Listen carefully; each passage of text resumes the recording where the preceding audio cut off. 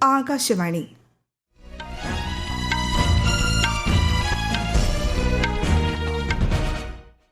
നമസ്കാരം. വാർത്തകൾ വായിക്കുന്നത് ക്രിസ്റ്റി എബ്രഹാം.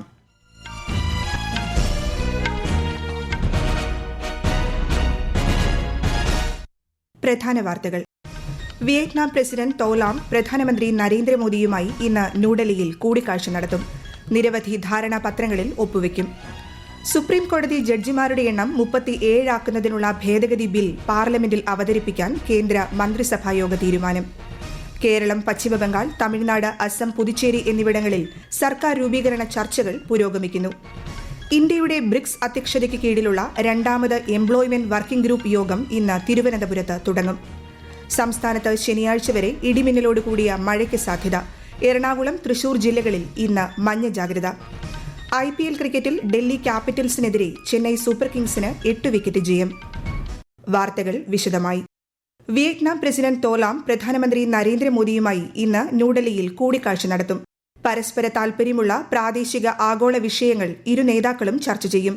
വിയറ്റ്നാം പ്രസിഡന്റിന് രാവിലെ രാഷ്ട്രപതി ഭവനിൽ ഔപചാരിക സ്വീകരണം നൽകും. തുടർന്ന് അദ്ദേഹം രാജ്ഘട്ടിൽ രാഷ്ട്രപിതാവ് മഹാത്മാഗാന്ധിക്ക് ശ്രദ്ധാഞ്ജലി അർപ്പിക്കും. വിശദാംശങ്ങളിലേക്ക്. പ്രധാനമന്ത്രിയും വിയറ്റ്നാം പ്രസിഡന്റുമായുള്ള ചർച്ചകൾക്ക് ശേഷം നിരവധി ധാരണാപത്രങ്ങളിൽ ഒപ്പുവയ്ക്കും. രാഷ്ട്രപതി ദ്രൗപദി മുർമു ഇന്ന് വൈകുന്നേരം തോലാമുമായി രാഷ്ട്രപതി ഭവനിൽ കൂടിക്കാഴ്ച നടത്തും. ലോക്സഭാ സ്പീക്കർ ഓം ബിർളയും അദ്ദേഹത്തെ സന്ദർശിക്കും. Indian council of world affairs സംഘടിപ്പിക്കുന്ന 56ാമത് സപ്രു ഹൌസ് പ്രഭാഷണത്തിൽ തോലാം പങ്കെടുക്കും. 3 ദിവസത്തെ ഇന്ത്യ സന്ദർശനത്തിനായി ഇന്നലെയാണ് വിയറ്റ്നാം പ്രസിഡന്റ് ന്യൂഡൽഹിയിലെത്തിയത്. കേന്ദ്ര ആഭ്യന്തര സഹമന്ത്രി നിത്യാനന്ദ റായ് വിമാനത്താവളത്തിൽ അദ്ദേഹത്തെ സ്വീകരിച്ചു. News desk Akashvani.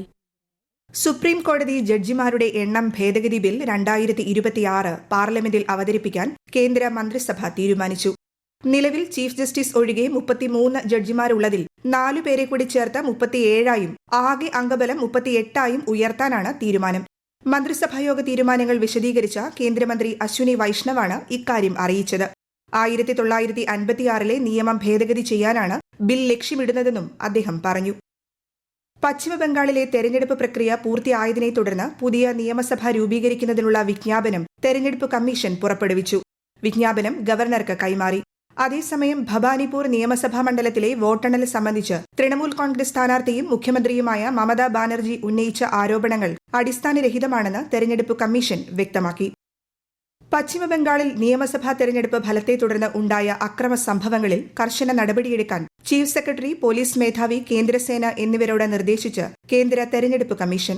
എല്ലാ പൌരന്മാരുടെയും സുരക്ഷ ഉറപ്പാക്കാനും ക്രമസമാധാനം നിലനിർത്താനും ആവശ്യമായ എല്ലാ നടപടികളും സ്വീകരിക്കാൻ സംസ്ഥാന ഭരണകൂടത്തോടും സുരക്ഷാ ഏജൻസികളോടും കമ്മീഷൻ ആവശ്യപ്പെട്ടു. കേരളത്തിൽ സർക്കാർ രൂപീകരണവുമായി ബന്ധപ്പെട്ട് അനൌപചാരിക ചർച്ചകൾ ഊർജിതമാക്കി UDF.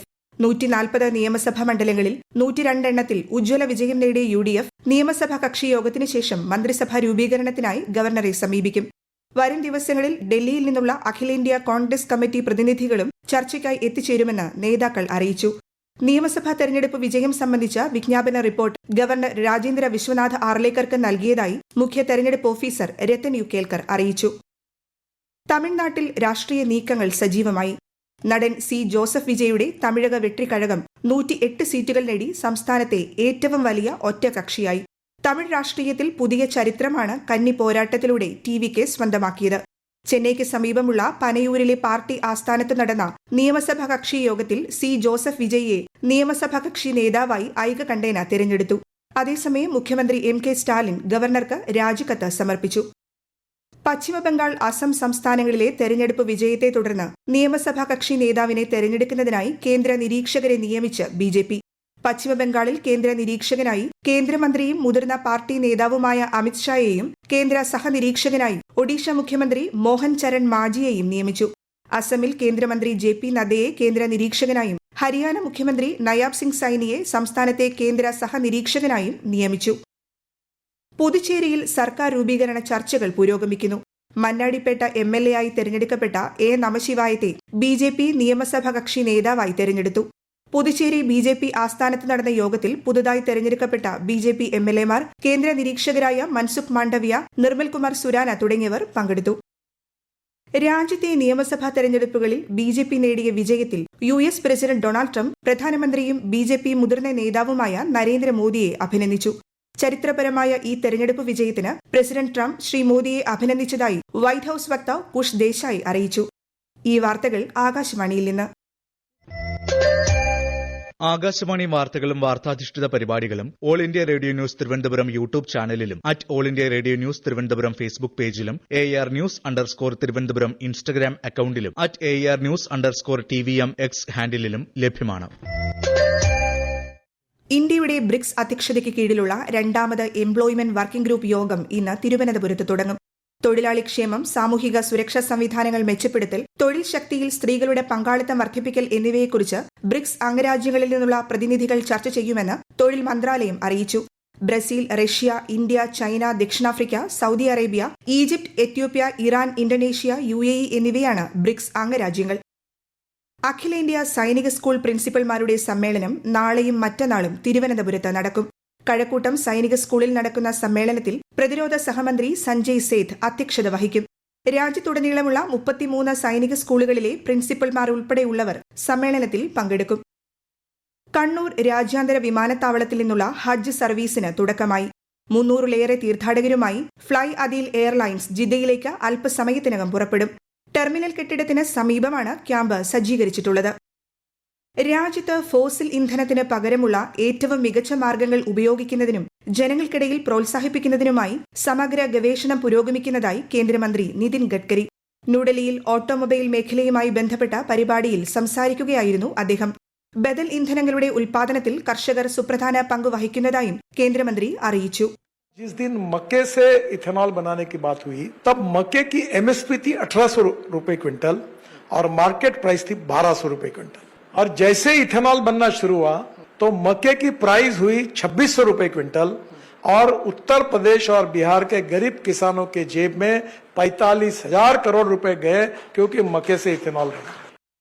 ഇന്ത്യയും ജമൈക്കയും തമ്മിലുള്ള സഹകരണം കൂടുതൽ ശക്തിപ്പെടുത്തുന്നതിനായി സുപ്രധാന കരാറുകളിൽ ഒപ്പുവെച്ചതായി വിദേശകാര്യമന്ത്രി S. ജയശങ്കർ. ജമൈക്കൻ സന്ദർശനത്തിന്റെ ഭാഗമായി ജമൈക്കൻ വിദേശകാര്യമന്ത്രി കാമിന ജോൺസൺ സ്മിത്തും മറ്റ് ക്യാബിനറ്റ് അംഗങ്ങളുമായുള്ള കൂടിക്കാഴ്ചയ്ക്ക് ശേഷം മാധ്യമങ്ങളോട് സംസാരിക്കുകയായിരുന്നു അദ്ദേഹം. വികസന സഹകരണം ഇരു രാജ്യങ്ങളും തമ്മിലുള്ള പങ്കാളിത്തത്തിന്റെ പ്രധാന ഘടകമാണെന്ന് ശ്രീ ജയശങ്കർ പറഞ്ഞു. കേരളത്തിൽ കനത്ത ചൂട് തുടരുന്ന സാഹചര്യത്തിൽ ദുരന്ത നിവാരണ അതോറിറ്റി ജാഗ്രതാ നിർദ്ദേശങ്ങൾ പുറത്തിറക്കി. പകൽ 11 മുതൽ 3 മണിവരെ തുടർച്ചയായി വെയിലേൽക്കുന്നത് ഒഴിവാക്കണമെന്ന് നിർദ്ദേശമുണ്ട്. അതേസമയം സംസ്ഥാനത്ത് വിവിധ ജില്ലകളിൽ ശനിയാഴ്ച വരെ ഇടിമിന്നലോടുകൂടിയ മഴയ്ക്ക് സാധ്യതയെന്ന് കേന്ദ്ര കാലാവസ്ഥാ വകുപ്പ് അറിയിച്ചു. എറണാകുളം, തൃശൂർ ജില്ലകളിൽ ഇന്ന് മഞ്ഞ ജാഗ്രതയാണ്. IPL ക്രിക്കറ്റിൽ ഡൽഹി ക്യാപിറ്റൽസിനെതിരെ ചെന്നൈ സൂപ്പർ കിങ്സിന് ജയം.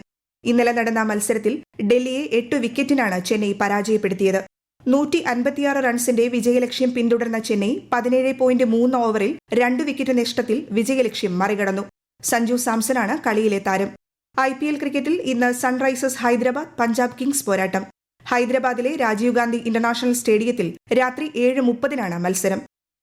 രാജ്യത്തെ സ്കൂൾ മാനേജ്മെന്റ് കമ്മിറ്റി മാർഗനിർദ്ദേശങ്ങൾ 2026 കേന്ദ്ര വിദ്യാഭ്യാസ മന്ത്രി ധർമ്മേന്ദ്ര പ്രധാൻ ഇന്ന് ന്യൂഡൽഹിയിൽ പുറത്തിറക്കും. വിദ്യാഭ്യാസത്തിൽ മാതാപിതാക്കളുടെയും സമൂഹത്തിന്റെയും സജീവ പങ്കാളിത്തം ഉറപ്പാക്കുക, ചെറിയ ക്ലാസുകളിൽ മാതൃഭാഷയുടെയോ പ്രാദേശിക ഭാഷയുടെയോ ഉപയോഗം പ്രോത്സാഹിപ്പിക്കുക, കുട്ടികൾക്ക് പഠനം കൂടുതൽ ആകർഷകവും അർത്ഥവത്തുമാക്കാൻ കഥ പറച്ചിൽ സെഷനുകൾ സംഘടിപ്പിക്കുകയും മാതാപിതാക്കളുടെ നേതൃത്വത്തിലുള്ള വായനാ സംരംഭങ്ങളെ പിന്തുണയ്ക്കുകയും ചെയ്യുക തുടങ്ങിയവയാണ് SMCയുടെ ലക്ഷ്യം.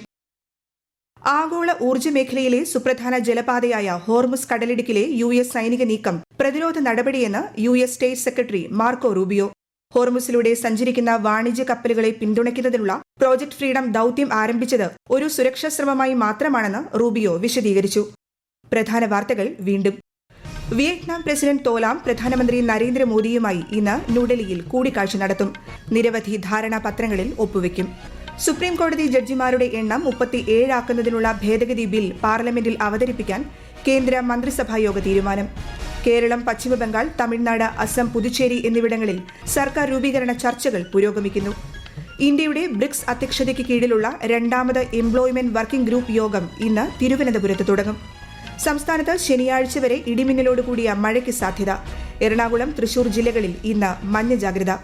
IPL ക്രിക്കറ്റിൽ ഡൽഹി ക്യാപിറ്റൽസിനെതിരെ ചെന്നൈ സൂപ്പർ കിങ്സിന് 8 വിക്കറ്റ് ജയം. വാർത്തകൾ കഴിഞ്ഞു. തിരുവനന്തപുരം നിലയത്തിൽ നിന്നുള്ള അടുത്ത വാർത്താ പ്രക്ഷേപണം 11 മണിക്ക്.